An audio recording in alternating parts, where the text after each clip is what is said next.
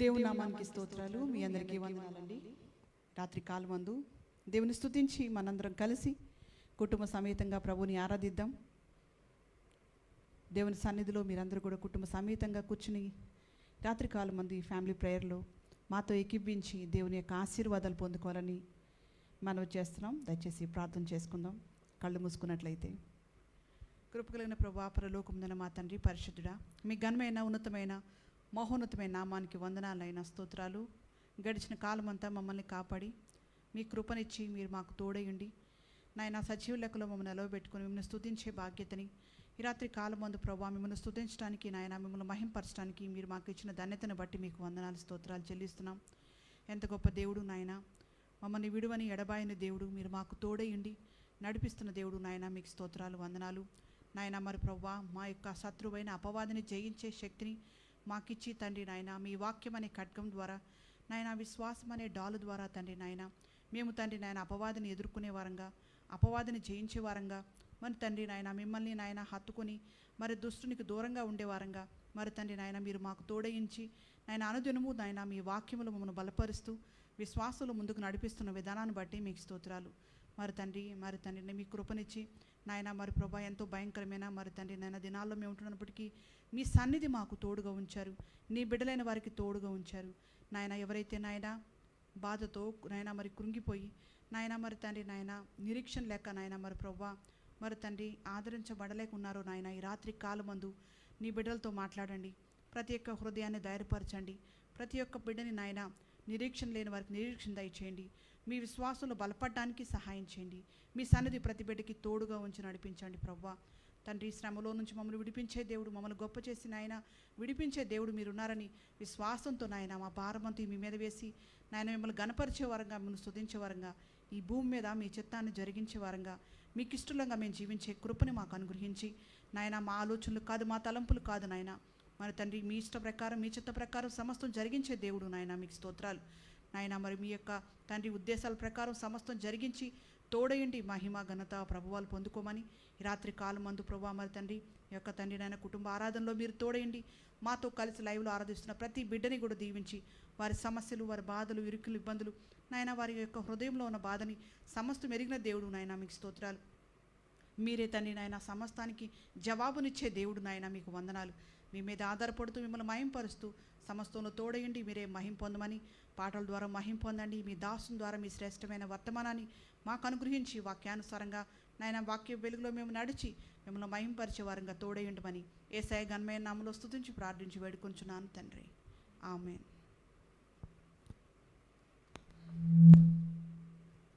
మనల్ని కలిసి నీ వంటి వారు లేరెవ్వరు, మహిమైశ్వర్యములు నీకు సమం ఎవరు అనే పాటను పాడి ప్రభునామాన్ని కనపడదాం. నిజంగానే యేసయ్యకి సాటి ఎవరు లేరు, ఆయన పోలిన వారు ఎవరు లేరు కనుక ఈ పాటను పాడి యేసయ్యని కనపడదాం.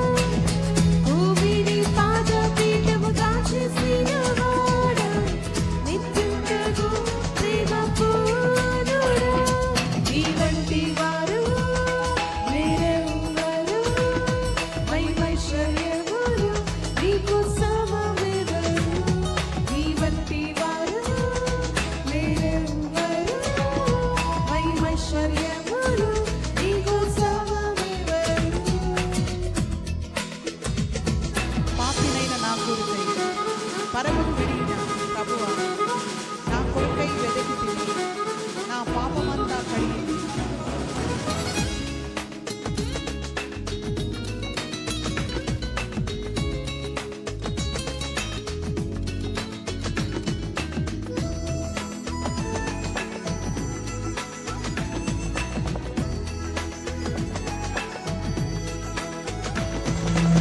పాపినైన నా కొరకై పరమును వీడిన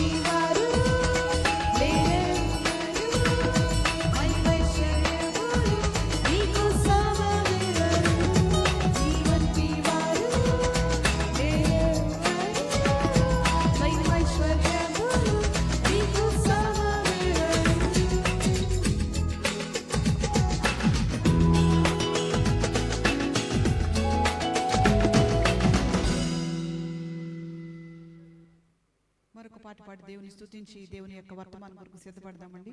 మనందరికీ వచ్చిన పాట, మన మధ్యనే ఉన్నది పరలోక రాజ్యం, మన మధ్యనే ఉన్నది దేవుని రాజ్యం. పాపము లేని గొప్ప దేశాన్ని మన కొరకు దేవుడు సిద్ధపరిచి, ఆ రాజ్యం కొరకు మనల్ని సిద్ధపరిచి, మనల్ని ఏర్పాటు చేసుకుని ఆయన బిడ్డలుగా చేసుకుని, మన పాపమంతా ఆయన భరించి మనకిచ్చిన పాప క్షమాపణ బట్టి ఆయనకు వందనాలు చెల్లించే వారంగా, ఆయన్ని మహింపరిచే వారంగా, ఆయన సంతోషపెట్టే బిడ్డలంగా దేవుని స్తుతించి దేవుని ఆరాధిద్దామండి. ఈ పాట వచ్చిన వారు మాతో కలిసి ఎక్కిపించాలని మనం చేస్తున్నాం.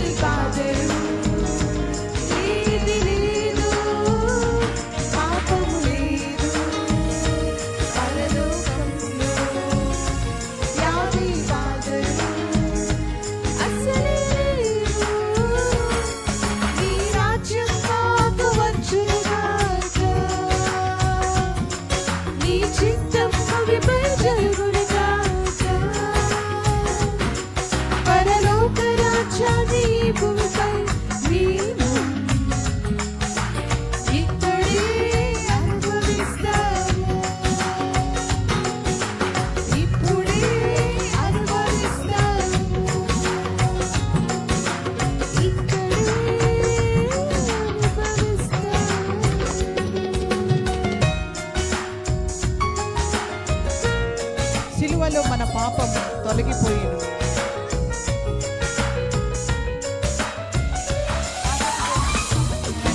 దేవుడు మన శ్రమని, మన శిక్షని కొట్టివేశాడు.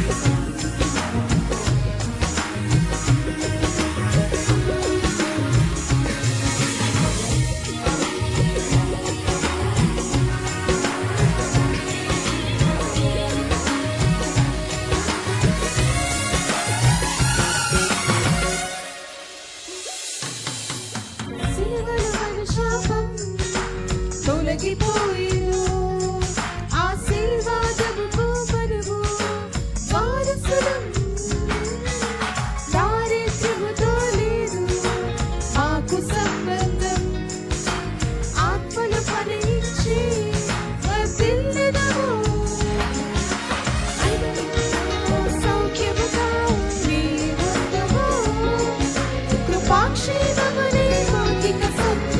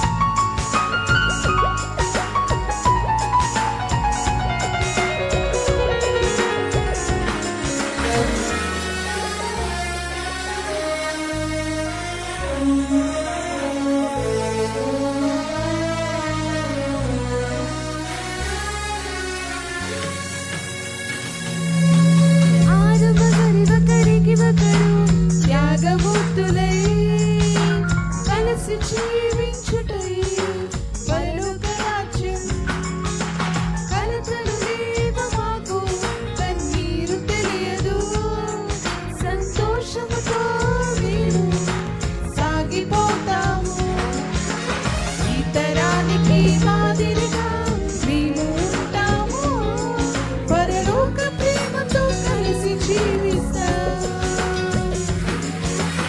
ఈ తరానికి మాదిరిగా మేము ఉంటాము పరలోక ప్రేమతో కలిసి జీవిస్తాం నీ రాజ్యం మాకు వచ్చునుగాక నీ చిత్తం భూమిపై జరుగునుగాక పరలోక రాజ్యాన్ని భూమిపై మేము ఇప్పుడే అనుభవిస్తాము ఇక్కడే అనుభవిస్తాము ఇక్కడే అనుభవిస్తాము మనమర్చని ఉన్నది పరలోక రాజ్యం మనమర్చని ఉన్నది దేవుని రాజ్యం మనమర్చని ఉన్నది పరలోక రాజ్యం మనమర్చని ఉన్నది దేవుని రాజ్యం పాపం లేదు పరలోకంలో వ్యాధి బాధలు లేవు పాపం లేదు పరలోకంలో వ్యాధి బాధలు అసలే లేవు నీ రాజ్యం మాకు వచ్చునుగాక నీ చిత్తం భూమిపై జరుగునుగాక పరలోక రాజ్యాన్ని భూమిపై మేము ఇప్పుడే అనుభవిస్తాము ఇక్కడే అనుభవిస్తాము ఇక్కడే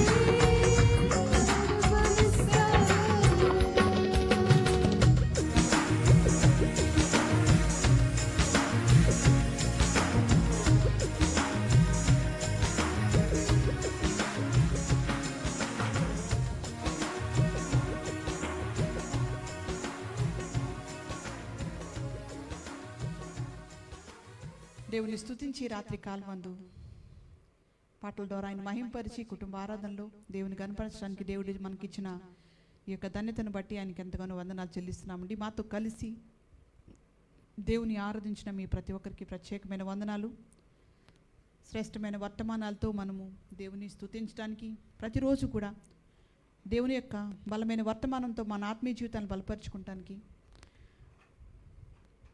బలహీనతలో ఉన్నవారికి బలమునిచ్చి దేవుడు బలపరిచే దేవుడని, మనకి ధైర్యాన్ని ఇచ్చే దేవుడని, దుష్టుడిని జయించే శక్తినిచ్చే దేవుడని మనం నిబ్బరం కలిగి ఆయన వైపు చూచినప్పుడు తప్పక మనకి గొప్ప నిరీక్షణ కలుగుతుంది. దేవునిలో శక్తిమంతులు అవుతాం. ఆయన వాక్యం మనల్ని బలపరుస్తుంది. కాబట్టి తప్పక మీరు విని అనేకులకి ఈ యొక్క శ్రేష్టమైన వర్తమానాల్ని మీరు షేర్ చేసి వారికి కూడా అందించండి. వారు కూడా బలపరచబడి దేవుని మహిమపరచలాగిన దేవుడు అనుగ్రహించును గాక. ఈ రాత్రి కాలమందు మరొక శ్రేష్టమైన వర్తమానాన్ని విందాం. దైవజనుల సమయాన్ని దేవునికి స్తోత్రాలు. చాలా సంతోషం. ఈ విధంగా ప్రతిరోజు లైవ్లో రాత్రి 9 నుంచి 10 గంటల వరకు గంట సేపు దేవుని వాక్యాన్ని మనం ధ్యానం చేసుకోవడానికి, ఆత్మీయంగా మనం అందరం బలపరచబడడానికి, ప్రభుకి మనం దగ్గరగా జీవించడానికి ప్రభు మనకి ఇచ్చినటువంటి సమయాన్ని బట్టి నేను ఎంతగానో దేవుడికి వందనాలు చెల్లిస్తున్నాను. మాతో కలిసి మీరు కూడా లైవ్లో ప్రతిరోజు కూడా ఏకీపిస్తున్నందుకు we just want to thank God for you, your families. Armour of God గురించి మనం వింటూ వస్తున్నాం. దేవుడిచ్చే సర్వాంగ కవచం, లేక యుద్ధోపకరణం, ఇవన్నీ కూడా ఏమిటి అనేది మనం అప్పుడే 3 విషయాలు మనం ధ్యానం చేసాం. ఇప్పుడు మళ్ళీ రిపీట్ చేసి మళ్ళీ నేను ఇవాళ మెసేజ్ని మిస్ చేయకుండా ద ఆర్మర్ ఆఫ్ గాడ్ అంటే ఏంటో మీకు తెలుసు. దాని 3 మాటలు 4 రిఫరెన్స్లు మీకు చూపించాను. ఒకటి ఆర్మర్ ఆఫ్ లైట్ అంటే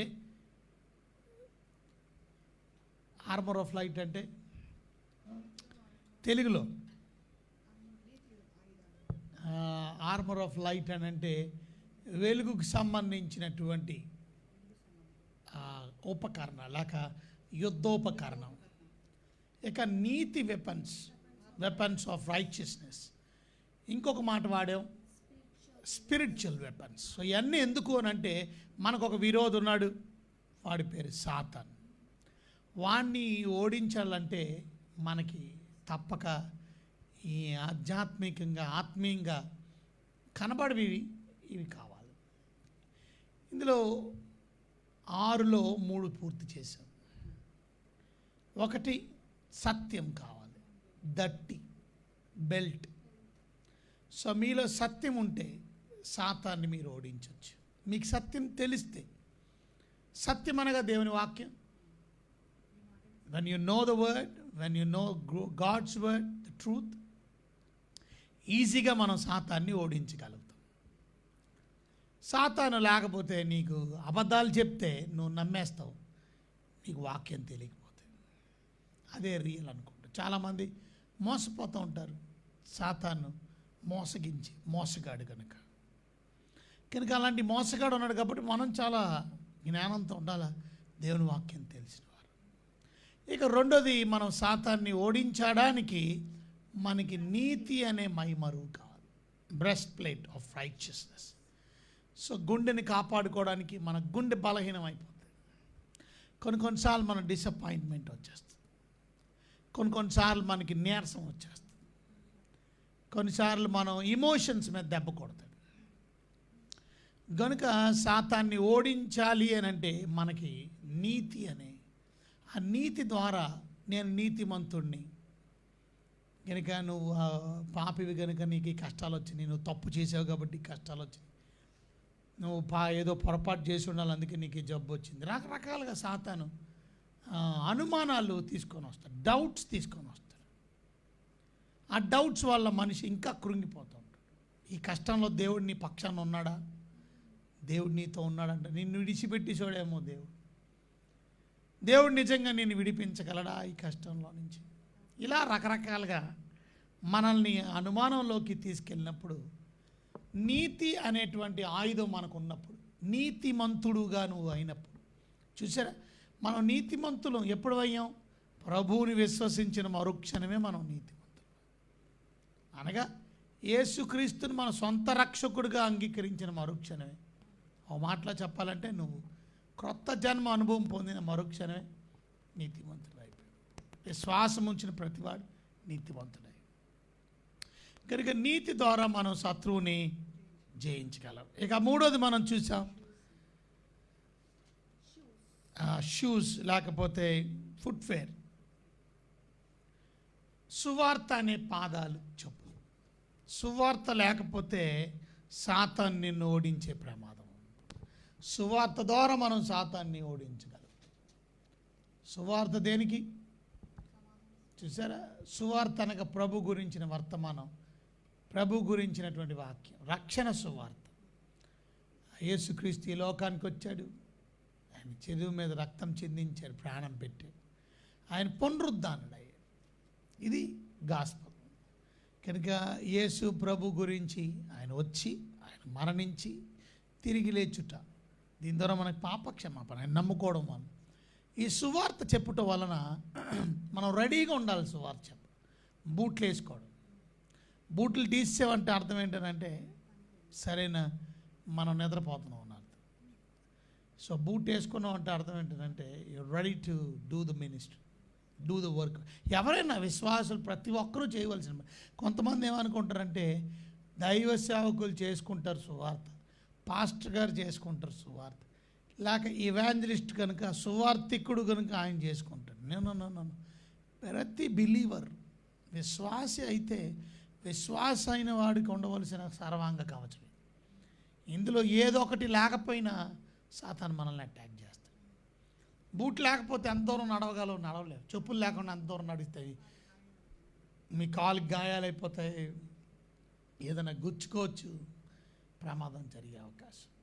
కనుక కాళ్ళకి చెప్పులు ఎంత అవసరమో సువార్త లేకుండా, అది కూడా సమాధాన సంబంధమైన ఆ సువార్త లేకుండా సాతాన్ని మనం ఓడించలేము. కనుక ఇవాళ 4వ విషయాన్ని, 4th పీస్ ఆఫ్ ఆర్మర్ గురించి మనం ధ్యానం చేస్తే, ఎఫెసీయులకు రాసిన పత్రిక 6వ అధ్యాయం ఒకసారి చూడండి. 4th పీస్ ఆఫ్ ఆర్మర్ చదవండి.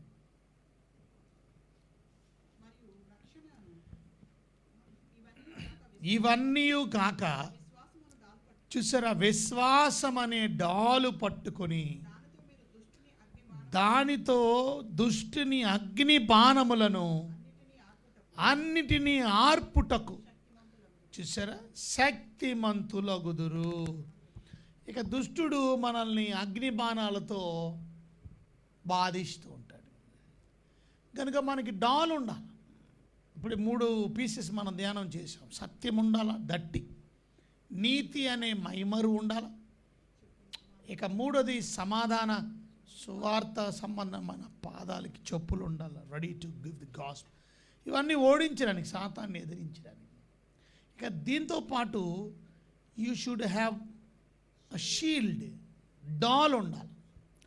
డాల్ అంటే ఏంటి? నిజంగానే డాల్ పట్టుకుంటావా? అసలు ఆ యుద్ధంలో డాలు పోలీసుల దగ్గర, ఇక్కడ పౌల్ గారు చెప్తున్న డాలు దగ్గర 4.5 అడుగులు ఎత్తు ఉంటుంది, 2.5 అడుగులు వెడల్పు ఉంటుంది. అంటే 4.5 అడుగులు ఎత్తు, 2.5 అడుగులు వెడల్పు అని అంటే దగ్గర ఈ డాలు మా బాడీ అంతటిని ప్రొటెక్ట్ చేసేస్తుంది. అంతే కదా. 4.5 అడుగులు అంటే మనిషి ఉంటే 5.5, 6 ఉండడం కష్టం, కానీ 5.5 మ్యాక్సిమము ఇలా పెడితే డాలు పట్టుకుంటే నీ శరీరాన్ని అంతటినీ కాపాడుకోవచ్చు.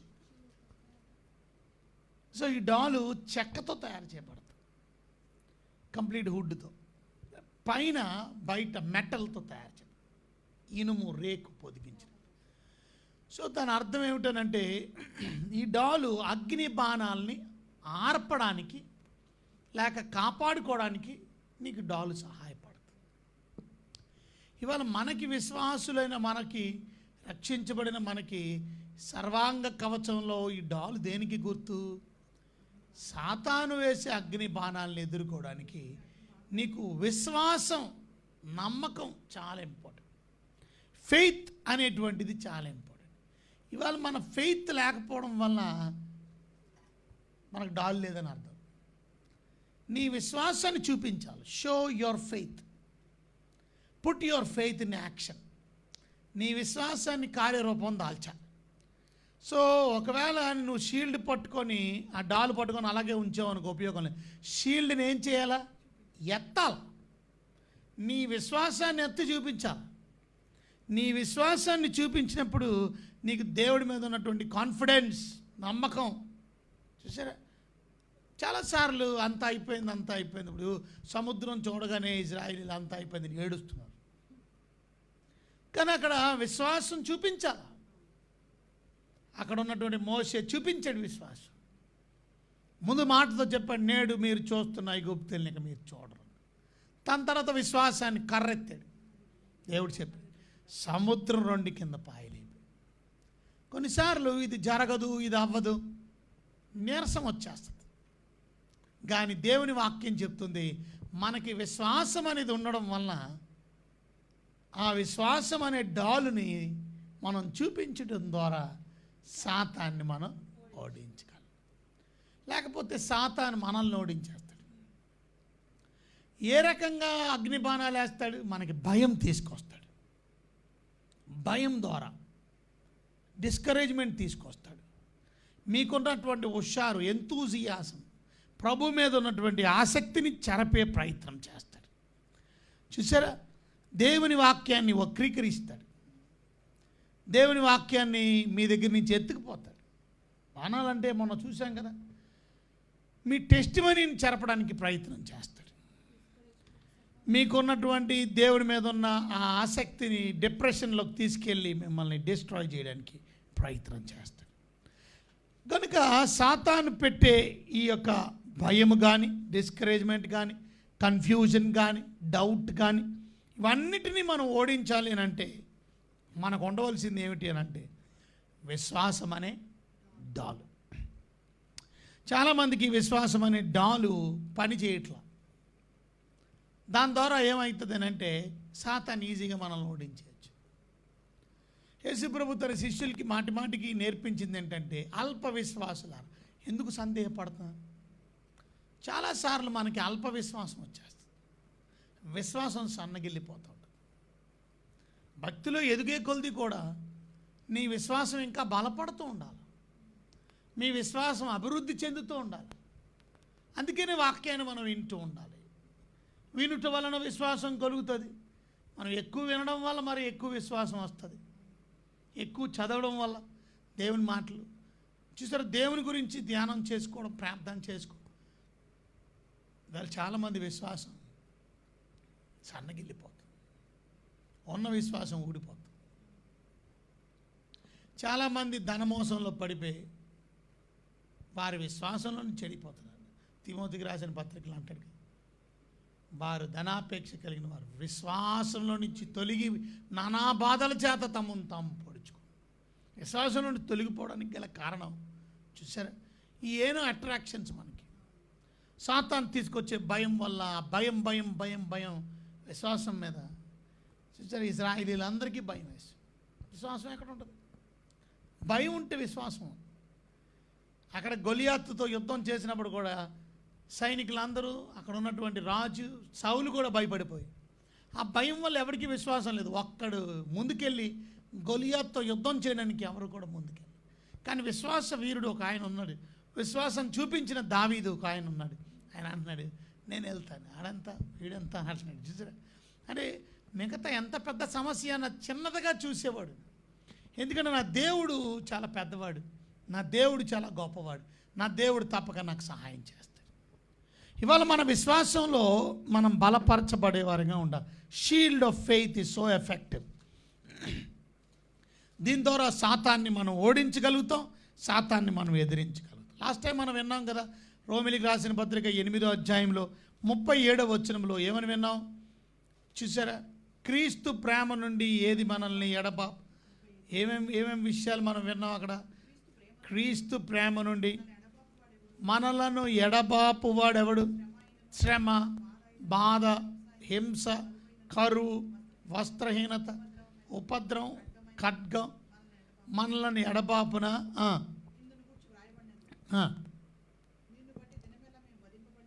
చూసారా. దినమెల్లా వధించబడిన వదకు సిద్ధమైన గొర్రెల అంటే ఏంటి దాని అర్థం? We're ready to die but we'll never leave the faith. బాధలు వచ్చినంత మాత్రం మన విశ్వాసాన్ని వదిలేసుకో, కష్టం వచ్చినంత మాత్రం విశ్వాసాన్ని వదిలేసుకో. మన విశ్వాసాన్ని గట్టిగా పట్టుకోవడం ద్వారా చూసారా డాలు సాతాన్ని మనం ఓడించగలం.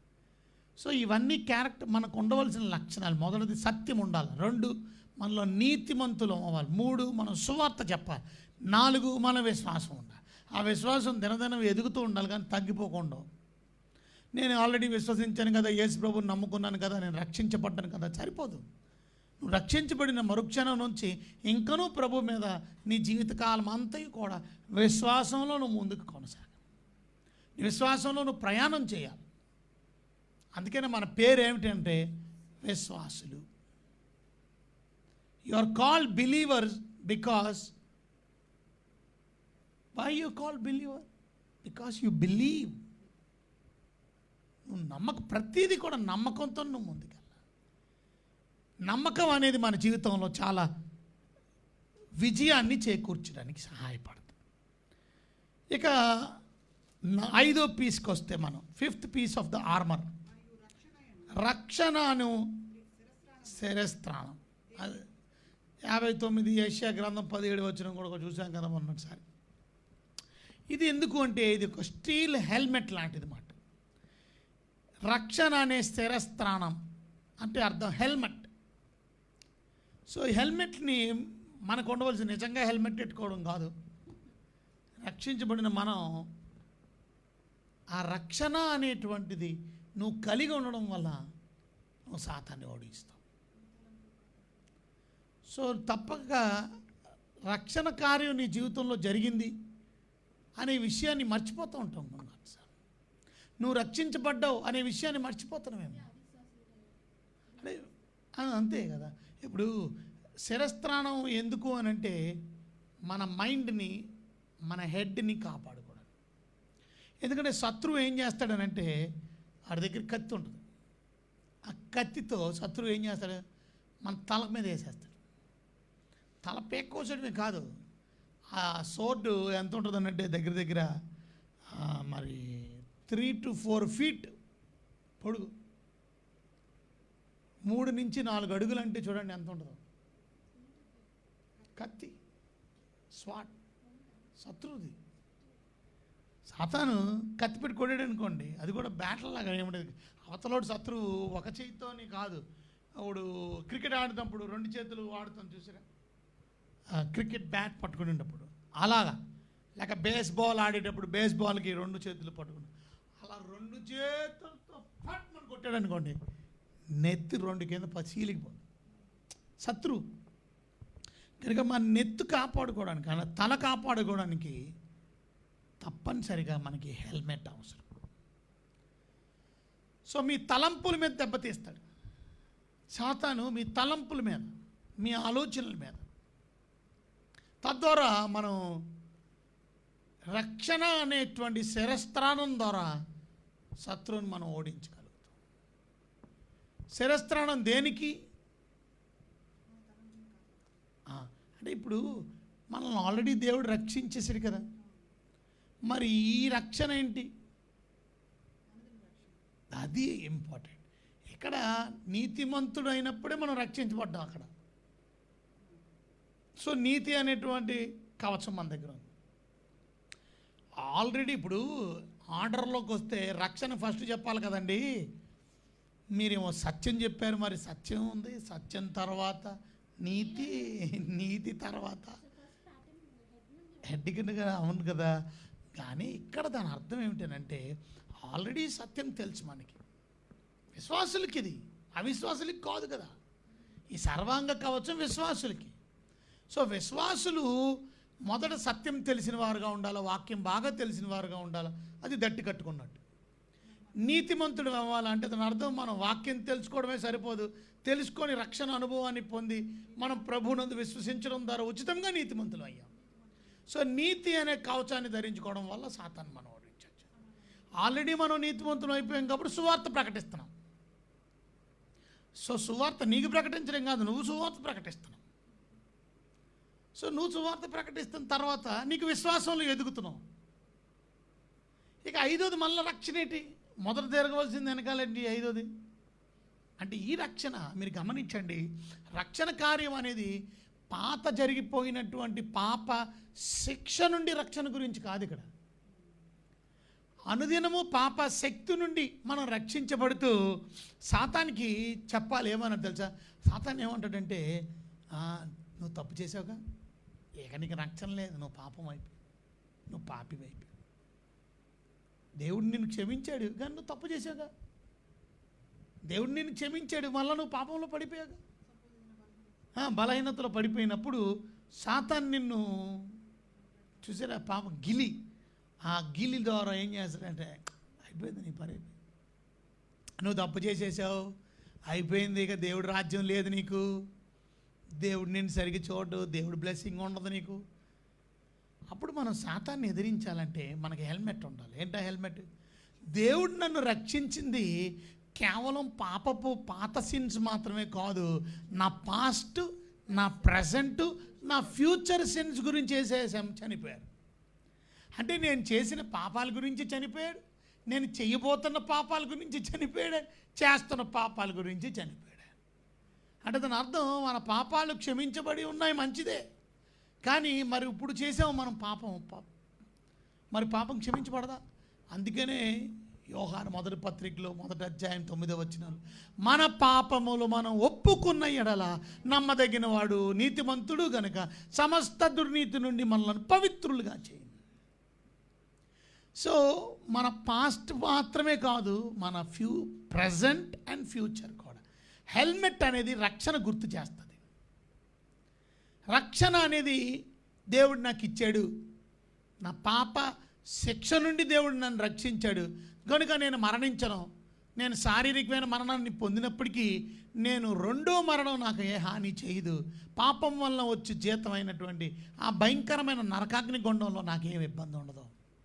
ఎందుకంటే నేను రక్షించబడ్డాను.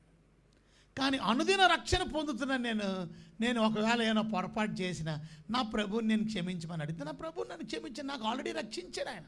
ఇప్పుడు మళ్ళా యేసు ప్రభు వచ్చి రక్తం చిందించడం కాదు, ఆల్రెడీ ఆయన చిందించిన రక్తం నా పాపాన్ని, ప్రజెంట్ పాపం కూడా దేవుడు కనికరించి క్షమిస్తాడు. ఇక రేపొద్దున్న పరలోకానికి వెళ్ళినప్పుడు దేవుడు నాకు సంపూర్ణ రక్షణ అనుగ్రహిస్తాడు. ఆ రక్షణ అనే శిరస్త్రానం ద్వారా మనం సాతాన్ని గద్దించగలుగుతాం. నువ్వేం మాట్లాడకపోతే, నీ రక్షణ అనేది నీకు తెలియకపోతే, రక్షణ గురించి నీకేం అవగాహన లేకపోతే, అందుకనే నెక్స్ట్ సబ్జెక్ట్లో మనం ధ్యానం చేద్దాం. సోటీరియాలజీ అనే సబ్జెక్ట్లో రక్షణ గురించినటువంటి శాస్త్రం కంప్లీట్గా we will deal about only salvation. రక్షణ అంటే ఏంటో, అసలు ప్రభు ఇచ్చే రక్షణ ఏంటో మనం ధ్యానం చేద్దాం. కానీ ఇక్కడ మనం నేర్చుకోవాల్సిన ప్రాముఖ్యమైన విషయం ఏంటంటే, శిరస్త్రానం అనగా రక్షణ. ప్రభు నీకు ఇచ్చినటువంటి రక్షణ మాత్రం ప్రజెంట్, పాస్ట్ మాత్రమే కాదు, ప్రజెంట్ అండ్ ఫ్యూచర్. తద్వారా మనం ఏం చేస్తున్నామనంటే, helmet is guarantee of our salvation and our eternal life. నిత్య జీవం నాకు కన్ఫామ్. కనుక నేను మధ్యలో పడిపోవడం నాకేం ప్రాబ్లం లేదు. నేను పడిపోయిన వెంటనే యేసు ప్రభువు నన్ను క్షమించి, నీతిమంతుడు 7 సార్లు పడినా తిరిగి లేగిస్తాడు. కనుక మనం కానీ హెల్మెట్ తీసేసామనుకో, అప్పుడు ఏమైంది? శత్రువు అటాక్ చేసి మన నిత్య జీవాన్ని పాడు చేయడానికి ప్రమాదం. అదే రక్షణ అనే శిరస్త్రావాన్ని నువ్వు ఎప్పుడూ కలిగి ఉండాలని అర్థం.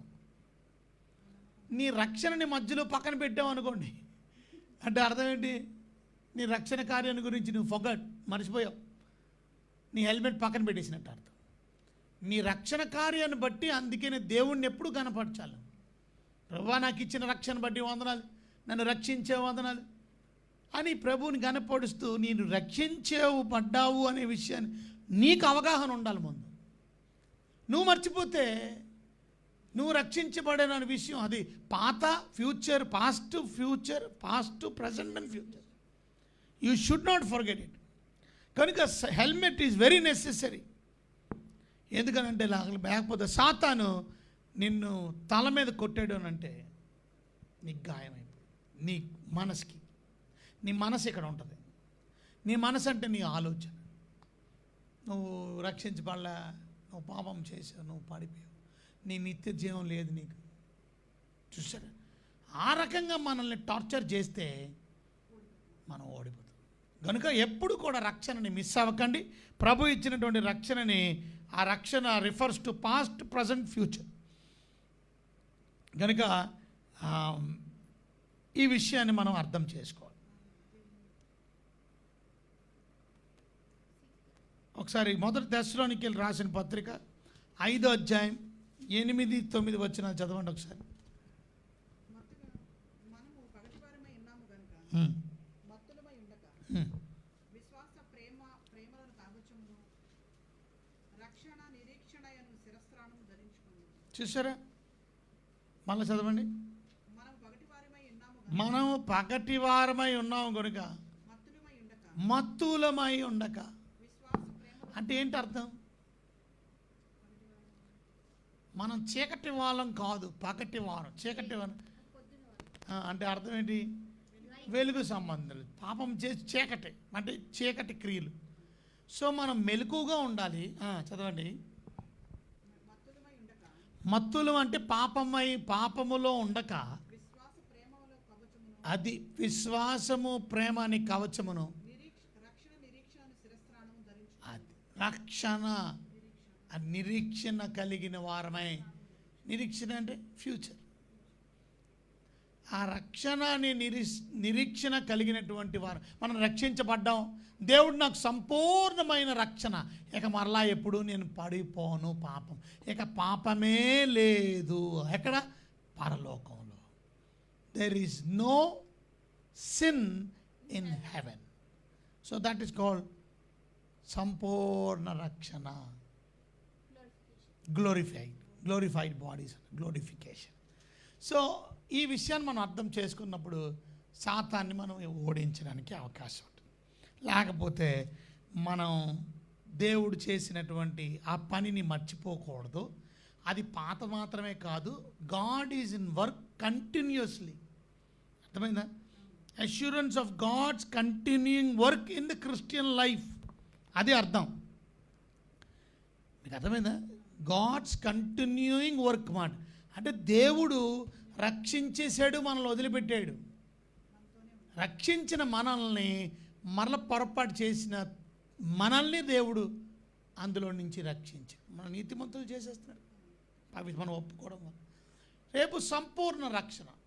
ఎందుకంటే ఈ 3 విషయాలు మర్చిపోకండి. మొదటిది ఏంటంటే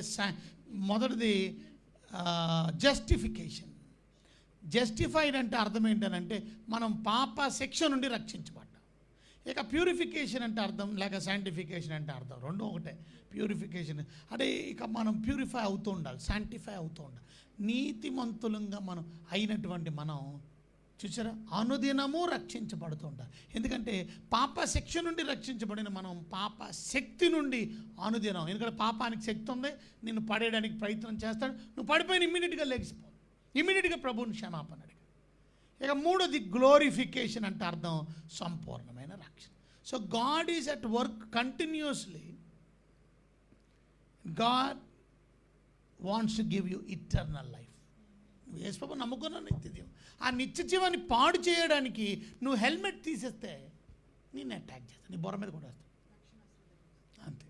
నువ్వు పాపములు చేసి నేను రక్షించబడలేదు, నేను రక్షించబడ ఎలాగుంటుందంటే, నేను రక్షించబడ్డాను కానీ మళ్ళీ తప్పు చేసేసాను, ఇక నేను పాపంలోనే ఉన్నాను, ఇంకెందుకులే గుడికి వెళ్ళడం, ఇంకెందుకులే దేవుడి దగ్గరికి వెళ్ళడం, ఇంకెందుకులే బైబిల్ చదువుకోవడం అని మెల్లిగా పరిపూర్ణంగా పాపంలోకి వెళ్ళిపోతాడనమాట. ఎందుకంటే సాతాను నన్ను అలా టార్చర్ చేశాడు, సాతాను మ్యానిపులేట్ చేశాడు. ఏమన్నానంటే, నువ్వు రక్షించబడ్డావు కానీ, నువ్వు మారుమనసు పొందావు కానీ, నువ్వు బాప్తిజం తీసుకున్నావు కానీ, నీ పాపాలు క్షమించబడ్డాయి కానీ, మరి ఇప్పుడు నువ్వు ఎలాగున్నావు? నిన్ను దేవుడికి క్షమించడం అయిపోయింది. చూసారా? కనుక మనం తప్పు చెయ్యమని లేదు బైబిల్లో, మన పాపములను మనం ఒప్పుకోవాలి. అందుకని చాలా అలాగని కంటిన్యూస్ అని చెయ్యం. మనం కంటిన్యూగా కృప విస్తారంగా ఉందని పాపములో నిలిచి ఉందామా? అట్లా అనరాదు. కానీ ఒక విశ్వాసి రక్షించబడిన తర్వాత కూడా పాపం చేస్తాడా? పాపములో పడిపోయే ప్రమాదం ఉందా? ఉంది. బాప్తిజం తీసుకున్న తర్వాత కూడా పాపములో పడిపోయే ప్రమాదం ఉందా? ఉంది. కానీ వెంటనే బయటకు వచ్చి అలాగనే పాపములు పడిపోయిన ఇంకెందుకులే వేస్ట్ అని నువ్వు వదిలేస్తావా, నీ జీవితం పూర్తిగా డిస్ట్రాయ్ చేసి నీ నిత్య జీవాన్ని పాడు చేసేస్తాడు. ఇక చివరిది మనం చూసినట్లయితే the sword of the spirit అనగా అర్థం వాక్యమను ఆత్మ ఖడ్గం. ఇది 5th పీస్ ఆఫ్ ఆర్మర్, ఇది 6th piece of armour. So మొదటి 5 పీసులు మనం చూస్తే అవన్నీ కూడా డిఫెన్సివ్గా ఉన్నాయి. అంటే అర్థం ఏంటంటే మనల్ని ఏం చేయడానికి, డిఫెన్స్ అంటే ఇప్పుడు క్రికెట్లో డిఫెన్స్ ఆడాడు అంటారు. డిఫెన్సివ్ అంటే అర్థం ఏంటంటే అంత పెద్ద బాల్ వచ్చేస్తుంది, వికెట్లకు తగలకుండా డిఫెన్స్ ఆడాడు. డిఫెన్స్ అని అంటే అర్థం ఏంటంటే ఆ బాల్ని వికెట్లకు తగలకుండా ఆ బాల్ని చక్కగా బ్యాట్తో ఆపాడు. రన్ ఏమి ఉండదు, డిఫెన్స్ చేశాడు. ఏంట్రా ఇటు బాగా డిఫెన్స్ ఆడేస్తున్నాడు అంటున్నారు. ఇదేం రన్లు కొట్టట్లేదు, డిఫెన్స్ షాట్ లేవు, డిఫెన్స్ ఆడేస్తున్నాడు. సో డిఫెన్సివ్ అంటే అర్థం ఏంటంటే నిన్ను నువ్వు కాపాడుకోవడానికి మాత్రమే ఉపయోగపడేవి అన్నీ. మిగతా 5 పీసులు సాతాను నుండి నిన్ను కాపాడుకోవడానికి బెల్ట్, సత్యం కానీ, నీతి కానీ, మైమరు, అలాగే చెప్పులు, సువార్త కానీ, లేకపోతే విశ్వాసం అనే డాల్ కానీ, రక్షణ అనే హెల్మెట్ శిరస్థానంగా డిఫెన్స్ చేయడానికి. సాతాను నిన్ను ఓడిస్తే డిఫెన్స్. కానీ దీంతో యుద్ధం చేయలేవు. నీ హెల్మెట్ పెట్టుకొని సాతాన్ని కొట్టలేవు, వెళ్ళి నీ బెల్ట్ తీసేసి అని కొట్టలేవు, నీ మైమరు బుల్లెట్ ప్రూఫ్ జాకెట్ తీసేసుకొని అని కొట్టలేవు, మరి నీకున్నటువంటి డాల్ తీసుకొని కొట్టలేవు. మరి దేంతో కొట్టగలవు? అందుకని దీన్ని అఫెన్సివ్ అన్నారు. స్వాడ్ అంటే ద స్వాడ్ ఆఫ్ ద స్పిరిట్ అంటే దేవుడిచ్చిన ఆత్మ ఖడ్గం. అఫెన్సివ్ అంటే అర్థం. దీంతో మనం సాతాన్ని ఆడిని పాల్గొడగలం, తల పగలగొడగలం, వాణ్ణి యుద్ధం చేయగలం మనం. అంటే ఇదేంటి? వాక్యం అనే ఖడ్గం. సో మీకు అర్థమైందా? మొదటిది కూడా మనం సత్యం అనేది వాక్యం అని విన్నాం, అది తెలుసుకున్నాం కాబట్టి ఇప్పుడు స్పిరిట్ అంటే ద స్వాడ్ ఆఫ్ ద స్పిరిట్ అంటే అర్థం ఏంటంటే కత్తితో మనం ఏం చేయగలం? యుద్ధం చేయగలం, ఎదిరించగలం. You can fight. కనుక ఇప్పుడు సాతాన్ని ఓడించాలంటే వాక్యం అవసరం. మీరు గమనించారా? యేసు ప్రభు వారు ఆ శోధించబడినప్పుడు అరణ్యంలో ప్రతిసారి యేసయ్య వాడింది వాక్యమే. సాతాను ఈ రాళ్ళ రొట్టెలుగా చేయొచ్చు కదా అని అంటే ద్వితీయోపదేశ కాండం నుంచి మనుషుల రొట్టె వల్ల మాత్రం కాదు దేవుడి నోట్లో నుంచి వచ్చి ప్రతి మన వాక్యం తీసి మాట్లాడాడు ఆయన. రెఫరెన్స్ ఫ్రమ్ ద్వితీయోపదేశ కాండం అంటే అర్థం from the Pentecostal Torah, that ధర్మశాస్త్రం. ధర్మశాస్త్రం అంటే మొదటి 5 పుస్తకాలు మోషే గారు రాసిన, అందులో నుంచి మాట్లాడాడు. రెండో శోధన కూడా ఈ కాళ్ళకి నీకు రాళ్ళు తగలకుండా ఉంటాయి కదా, పైనుంచి దూకే దాన్ని కూడా యేసయ్య వాక్యం ద్వారా చూసారా, వాక్యం ద్వారా డిఫెన్స్ ఏమంటారు దాన్ని, అఫెన్స్ చేసి వెళ్ళిపోయాడు. మూడోసారి ఈసారి మళ్ళా వచ్చాడు. ఈ లోకరాజ్యాలన్నీ చూపిస్తుంది, ఇవన్నీ నీకు ఇస్తా, నన్ను ఆస్కారం. మళ్ళా ద్వితీయోపదేశ కాండం నుంచి అన్ని రిఫరెన్స్లు చూపించినాడు. మళ్ళీ టైం లేకపోతే ఆయన్ని మాత్రమే నువ్వు సేవించవలని నీకు తెలియదా? వాక్యం చూపించాడు. సో సాతాను మిమ్మల్ని శోధిస్తున్నప్పుడు మీరు వాక్యం ద్వారానే వాడిని ఓడించగలుగుతున్నారా? గట్టిగా అరిసేస్తున్నారా? లేకపోతే సాతాన్ని అరిసేస్తే పోవడం. వాక్యమే సాతాన్ని మీరు ఓడించాలంటే, మీకు టెంప్టేషన్ వచ్చింది, శోధన వచ్చింది, తలంపు వచ్చింది, మీరు చెడ్డ పని చేయడానికి ఒక ఆలోచన వచ్చింది, వెంటనే దేవుని వాక్యాన్ని మీరు తీసి చూపించి సాతాన్ని ఎదిరించగలుగుతున్నారు. దేవుని వాక్యం ద్వారా ఓడించగలుగుతున్నారా? కొంతమందికి వాక్యాలు తెలిసి కానీ చెప్పడం రాదు, వాడడం రాదు. అంటే ఏంటి? వాళ్ళ దగ్గర కత్తి ఉంది కానీ ఆ కత్తిని కేవలం బెల్ట్లోనే పెట్టారు. ఆ కత్తి తీసి ఫైట్ చేయడం రాదు వాళ్ళకి. చూసారా? ఎందుకు రాదు? ఎందుకంటే వాళ్ళు వాడట్లేదు కత్తిని వాడాలి కదా, వాక్యాన్ని వాడాలి. మీరు వాక్యాన్ని చదువుకుంటుంటే రెఫరెన్స్లు గుర్తు. అందుకనే వాక్యాన్ని మెడిటేట్ చేయమను. మెడిటేట్ అంటే ఏంటి? You think about the word, then you remember the word. మనం ప్రతిసారి వాక్యాన్ని రిమెంబర్ చేసుకోవాలి, గుర్తు చేసుకోవాలి, థింక్ చేసుకోవాలి. And thinking is meditation. ధ్యానించడం అంటే అర్థం ఆలోచించడం. దేవుని వాక్యాన్ని ఆలోచించం, మనం మిగతాయన్నీ ఆలోచిస్తాం. కనుకనే మన జీవితంలో మనసుకి శాంతి ఉండదు, నెమ్మది ఉండదు, ఆనందం ఉండదు. Because you don't have the word of God. With the sword only we can defeat Satan. సేటన్ని డిఫీట్ చేయాలంటే స్వాడ్ లేకపోతే డిఫీట్ చేయలేం. చూసారా? ఇవన్నీ మనకి డిఫెన్సివ్, కానీ ఇది ఒకటే అఫెన్సివ్. సో వాక్యం చాలా పవర్ఫుల్ అనే విషయం మీకు ఎంతమందికి తెలుసు? ఆయన వాక్యం ఇంత గొప్పదేనంటే ఆయన వాక్యం ద్వారా కలుగునుగాక అంటే అన్నీ కలిగినాయి. So word is so powerful. వెలుగు కలుగునుగాక, వెలుగు వచ్చేసి ఆకాశం కలుగునుగాక. ఎంత చూస్తున్న ఆకాశం అంతా ఆయన వాక్కు ద్వారా కలిగింది. భూమి కలుగునుగాక. మీరు చూస్తున్న ఈ భూమి అంతా, ప్రపంచంలో ఎక్కడికి వెళ్ళినా భూమి ఉంది, భూమి లేని ప్రాంతం లేదు. చూసారా? ప్రపంచంలోకి ఎక్కడికి వెళ్ళినా, all over the world you see this. సూర్యచంద్ర నక్షత్రాలు, అమెరికా వెళ్ళినా సూర్యుడు ఉన్నాడు అక్కడే, చంద్రుడు ఉన్నాడు అక్కడ కూడా. నక్షత్ర ప్రపంచంలో ఏ మూలకి వెళ్ళినా, ఏ కోనకి వెళ్ళినా సూర్యుడు, చంద్రుడు, నక్షత్రం ఎవరు తయారు చేశారు? మరి ఎలా తయారు చేశారు? వాక్కు. ఆయన వాక్కు జస్ట్ కలుగునుగా. చూసారా? ఆయన వాక్ ఎంత పవర్ఫుల్. అందుకనే ఆ సేనాధిపతి, 100 మందికి అధిపతి అయిన వ్యక్తి, అయ్యా నీ మాట మాత్రం సెలవియ్యు. So God's word is powerful అని ఎంతమందికి తెలుసు? ఆ పవర్ఫుల్ వర్డ్ని మీ నోటమ్మట వాడాలా? వాడుతున్నారా? వాడాలి. మనం మీ నాలిక ఏంటది? జీవం మరణాలు నాలిక వశ. మన జీవితంలో మనం మాట్లాడే జీవము వాక్యంలో నుంచి మాట్లాడాలి. జీవ మరణము అంటే అర్థం ఇవాళ 4 వశంలో ఉన్నాయి కాబట్టి you speak out God's word. మనం ఏం మాట్లాడతాం? అందరూ చచ్చిపోతున్నారని నేను చచ్చిపోతున్నాను, అందరికీ మాట్లాడవలసింది నువ్వు. అంతా అయిపోయింది, లైఫ్ అయిపోయింది, ఇంకేముంది? డిసప్పాయింటింగ్. నీ నోటు ద్వారా మంచి మాట్లాడలే.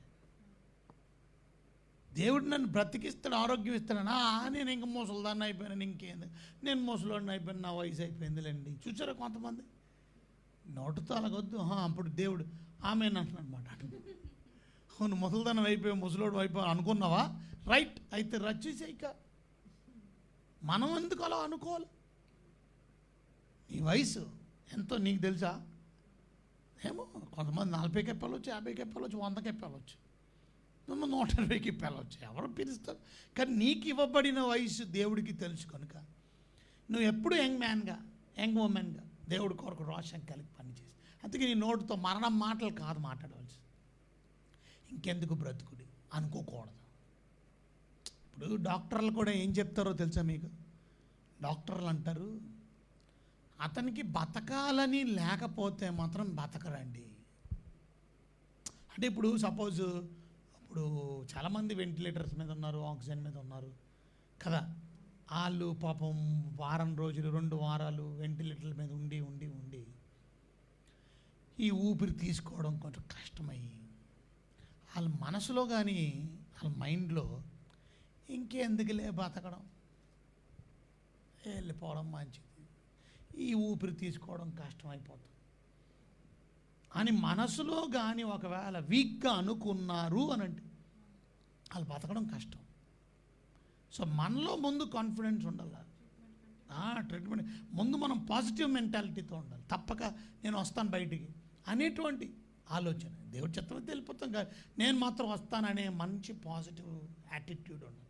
కొన్నిసార్లు గుండెలు బలహీనం అయిపోయి ఇక ఊపిరి తీసుకోవడానికి కూడా బలహీనత, ఇంకెందుకులే చచ్చిపోవడం బెటర్, నేను వెళ్ళిపోతానండి అని నువ్వు కానీ డౌన్ అయిపోతే, నీ నోటితో చెబుతున్నావు ఆ మాట, నువ్వు చచ్చిపోతానండి, నీ నోటితో చెబుతున్నావు నువ్వు నేను ఇంకా, నీ నోటితో చెబుతున్నావు నా అప్పులు పోవని, నీ నోటితో చెబుతున్నావు నా బాధలు ఇంతే, నా బతుకే ఇంత, నా జీవితమే ఇంత అని నీ నోటితో మాట్లాడుతున్నావు. నీ నోటితో వాక్యం మాట్లాడట్లేదు నువ్వు, ఆధారం ఆయనే అని నోటితో మాట్లాడట్లా. నిబ్బరమైన బుద్ధి గలవారే మెలకువగా ఉండండి అని మాటలు నీతో నీ వాక్యం మాట్లాడలే. నీ స్వబుద్ధిని ఆధారం చేసుకొనక నీ పూర్ణ హృదయంతో ఆయన యందు నమ్మకం ఉంచినప్పుడు నీ త్రావులు సరళం అవుతాయి. నా త్రావులు సరళం అవుతాయి, నా త్రావులు సరళం అవుతాయి. దేవుడు సరళం చేస్తాడు. చూసారా, యెహోవా యందు భయభక్తులు కలిగి ఉండడం, అప్పుడు నీ ఎముకలకు సత్తువ. ఇక్కడ సామెతల గ్రంథంలో 3వ అధ్యాయంలో చూడండి 8వ వచనంలో ఆ మాట నోటితో మాట్లాడగలుగుతున్నావా? సామెతల గ్రంథం 3వ అధ్యాయంలో చూడండి 8వ వచనం, యెహోవా యందు భయభక్తులు కలిగి చెడుతనమును విడిచిపెట్టము, అప్పుడు నీ దేహమునకు ఎముకలకు సత్తువ. నీ దేహమునకు ఆరోగ్యం, నీ ఎముకలకు సత్తువ. ఆరోగ్యం ఎప్పుడు వస్తుంది? యెహోవా యందు భయభక్తులు. నేను భయభక్తులు కలిగి జీవిస్తాను, ఈ రోజు నుంచి నేను భయభక్తులు కలిగి బ్రతుకుతాను, అప్పుడు నాకు ఆరోగ్యం వస్తుంది, నా ఎముకలకి సత్తు వస్తుంది. చూసారా, ఇవాళ ఎముకలు అన్నీ అస్థిపంజి, మనకున్న ఊపిరితిత్తులు ఎముకలు ఎలాగున్నాయి? బలహీనమైపోతున్నాయి. నీ ఎముకలకి సత్తువ. నీ దేహానికి ఆరోగ్యం కావాలంటే ఏమంటే రాసింది? యెహోవా యందు భయభక్తులు కలిగి చెడుతనమును విడిచిపెట్టు. అది నీ నోటితో మాట్లాడవలసింది. నేను ఇవాళ నుంచి భయభక్తులు కలిగి ఉంటాను, ఇక దేవుడికి అసహ్యమైన దేవుడిని విడిచిపెట్టేస్తాను. నా దేవుడు నాకు మంచి ఆరోగ్యం ఇస్తాడు, నా దేవుడు మంచి సత్తు ఇస్తాడు, నా దేవుడు మంచి నాకు బలం ఇస్తాడు. నువ్వు నోటితో చెప్పు, నువ్వు నమ్ము, విశ్వసించు. అది మనం సాతాన్ని ఓడించడానికి. సాతాన్ని వెళ్ళిపోతాడు, నేను బలహీన పెట్టడానికి అవకాశం లేదు. ఎంతసేపు పెట్టేటండి బలహీనత యోబుకి. తర్వాత దేవుడు మంచి ఆరోగ్యం ఇవ్వలేదా? ఇవాళ నీకు కూడా మంచి ఆరోగ్యం ఇస్తాడు. 2 అంతులు మళ్ళీ నువ్వు పోగొట్టుకున్నదంతా దేవుడు సంపాదించుకున్నాడు, సాయం చేస్తాడు. నువ్వు దిగులు పడక ధైర్యంగా ఉండు. దేవుని వాక్యాన్ని ఆపరేట్ చేయడం నీకు రావాలి. అది చాలా ఇంపార్టెంట్. సో దేవుని వాక్యం ద్వారా మనం సాతాన్ని ఎదిరించే వారంగా ఉండాలా. గ్రీక్లో మెచారియా అని అంటారు. మెచారియా, MECHAIRA, మెచైరా అంటే అర్థం చూసారా, the sword of the spirit అని అర్థం. దేవుడు ఆత్మ ఖడ్గము. కనుక ఇలాంటి ఖడ్గాన్ని నువ్వు చేత్తో పట్టుకున్నావా? కనుక దేవుని వాక్యాన్ని మనం ఎక్కడో దాచిపెట్టేస్తే కుదరదు. నువ్వు ఎప్పుడూ చేత్తో పట్టుకునేవాడిగా ఉండాలి. కొన్నిసార్లు ఆదివారం పూటలు దుమ్ము దులిపి బైబిల్ తీస్తాను. కొంత ఆదివారం ఎక్కడో సన్సైడ్ వరకు అంతవరకు సోమవారం నుంచి శనివారం వరకు అది అల్మార ఎక్కేస్తుంది బైబిల్. అప్పుడు అల్మారలో నుంచి తీసి దుమ్ము అంతా దులిపి కొట్టి అప్పుడు ఆదివారం గుడికి తీసుకెళ్తాం. ఇక కత్తి ఎలాగ ఆపరేట్ చేస్తున్నాను? దేవుని వాక్యాన్ని మనం ఆపరేట్ చేయడం మనకి రావాలి. కనుక ఇటువంటి సర్వాంగ కవచాన్ని నువ్వు కలిగి ఉన్నప్పుడు సాతాన్ని నువ్వు ఓడించగలుగుతావు. జయ జీవితాన్ని నువ్వు కలిగి జీవిస్తావు. ప్రభువా మీకైనా వందనాలు. వెత్తబడిన వాక్యం అందరి హృదయాలు ఫలింపజేయి. సర్వాంగ కవచంలో 6 విషయాలు మేము వినడానికి. 6 ప్రభు ఆర్మర్ ఆఫ్ గాడ్ అంటే ఏంటి, ఆ 6 పీసెస్ గురించి మేము ధ్యానం చేసాం. 6 పీసెస్ చాలా ఇంపార్టెంట్ అండి. నిజమే, దట్టి మాకు అవసరం, మైమరువు మాకు అవసరం, మాకు నాయన మరి చెప్పులు మాకు, బూట్లు మాకు అవసరం, మాకు డాలు మాకు అవసరం, మాకు అదేవిధంగా హెల్మెట్ అవసరం, కత్తి అవసరం. అంటే ఏంటి అనే విషయాన్ని మాకు సత్యం అవసరం, మీ వాక్యం చాలా అవసరం, తెలుసుకోవడం చాలా అవసరం, నీతిమంతులు అవ్వడం, సువార్త ప్రకటించడం, విశ్వాసం కలిగి ఉండడం, రక్షణ అనుభవంతో ముందుకు వెళ్ళడం. అంతే మాత్రమే కాదు, మేము వాక్యం ద్వారా ఆ ఖడ్గం పట్టుకొని సాతాన్ని ఎదిరించడం. ఇట్టి కృప మాకు అనుగ్రహించండి. వాక్యంలో ఎదుగుదల దయచండి. శత్రువునోడు కుదుంతం లేసం లాయపరచండి. రాత్రి నెమ్మది కలిగిన సంతోషం కలిగిన జీవితాలతో మంచి నిద్ర ఇవ్వండి. రాత్రి సుఖ నిద్ర ఇచ్చి రేపు ఉదయం లేచి సృష్టించుకునే బాధ్యత మీకు మంచి ఆరోగ్యాలు బిడ్డలకి ఇవ్వండి. అనారోగ్యంతో ఉండి కూడా మీ లైవ్ ప్రోగ్రామ్ చూస్తున్న సేవకుల్ని, దైవజనుల్ని, విశ్వాసుల్ని, బిడ్డల్ని మీరు దీవించి బలపరచండి. ఆరోగ్యం తొందరగా కోలుకోవడానికి సహాయించండి. తొందరగా ప్రభావం విడిపించండి. ఆర్థికంగా ఇబ్బందులు పడుతున్న బిడ్డల్ని కూడా విడిపించండి. నెమ్మది ఇవ్వండి, సంతోషం. కుటుంబాల్లో శాంతి, సమాధానం, సంతోషం, ప్రతి అవసరత వారి కుటుంబాల్లో తీర్చి తోడండి. రాత్రి సుఖ నిద్ర దాయిచ్చింది. రేపు మీ చేతవైతే మళ్ళీ రేపు రాత్రి 9 గంటలకు కలుసుకోవడానికి కృప దాయిచ్చింది.